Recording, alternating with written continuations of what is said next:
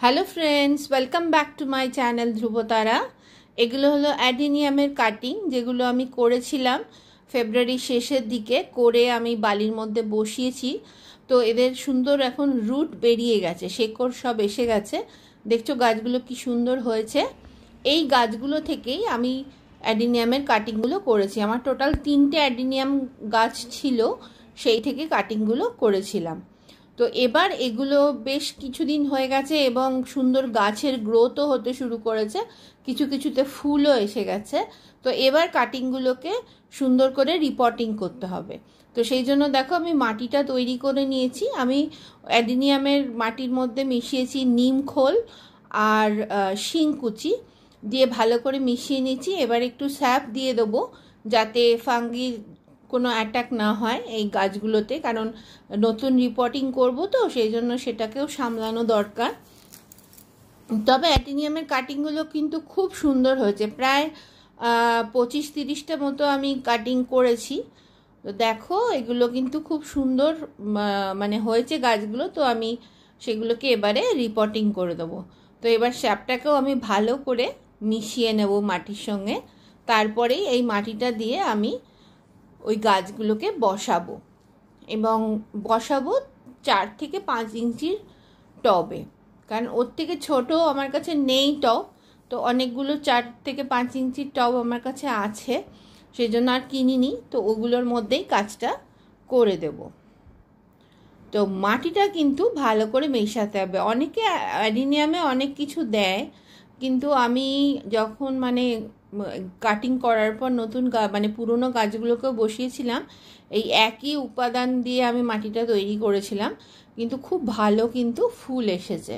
দেখো এই শেকড়গুলো কি সুন্দর হয়েছে, দেখেছো?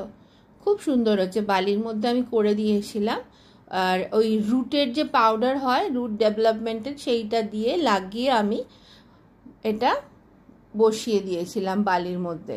খুব সুন্দর হয়েছে। আবার কিছু আছে যেগুলো ঠিকমতো রুটটা এখনো বের হয়নি, হচ্ছে, স্লো প্রসেস চলছে। আসলে এই জায়গাটার মধ্যে প্রায় 30টা মতো কাটিংকে আমি করেছিলাম।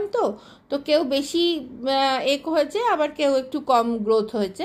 তো যেগুলো কম গ্রোথ হয়েছে সেগুলোকে আমি আবার ওই বালির মধ্যেই বসিয়ে দেব, দিয়ে আরও দিন 15 বা 1 মাস রাখবো।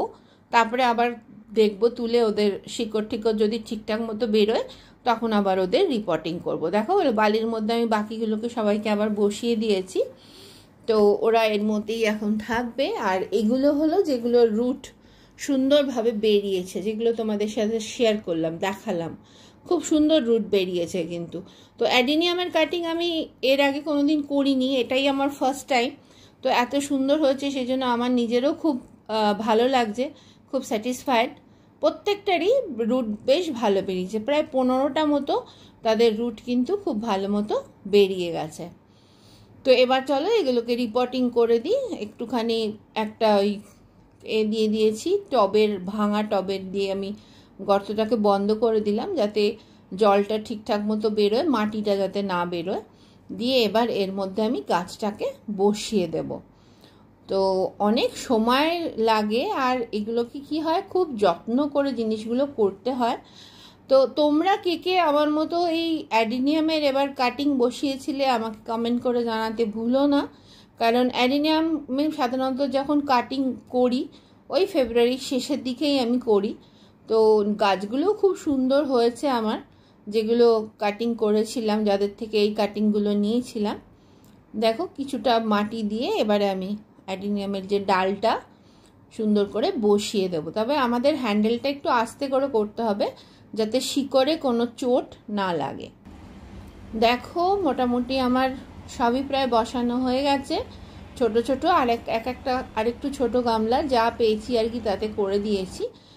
এই যে এখানেও খানিক রয়েছে, সব মিলিয়ে 15টা মতো হয়েছে।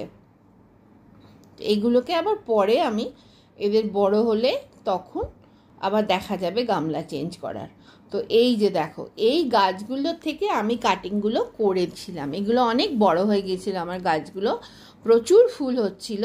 তো ফেব্রুয়ারি, এরা তো শীতের সময় ঘুমোয়, শীতের সময় কোনো ফুল হয় না অ্যাডিনিয়ামের, তখন এরা ঘুমোয়। তো ফেব্রুয়ারির শেষের দিকে আমি এগুলোর কাটিং করে তারপরে বসিয়েছিলাম। দেখেছো এখন পুরো আরও অনেক ফুল হয়েছিল, তো এখন তো অল্প কিছুই রয়েছে, পুরো গাছটা ভরে গেছিলো, পাতা দেখা যাচ্ছে না, এত ফুল হয়েছিল। আর এই ফুলের কালারটাও খুব সুন্দর, টোটাল 3টে কালারের আছে, একটা একটু পিঙ্ক, একটা রেডিশ, আর একটা রেডের মধ্যে হোয়াইট দিয়ে। তো এই হলো আমার আসল যে মাদার প্ল্যান্টগুলো সেগুলো, টোটাল 3খানা, এটাও আর একখানা। তো এদের থেকেই কাটিংগুলো করলাম।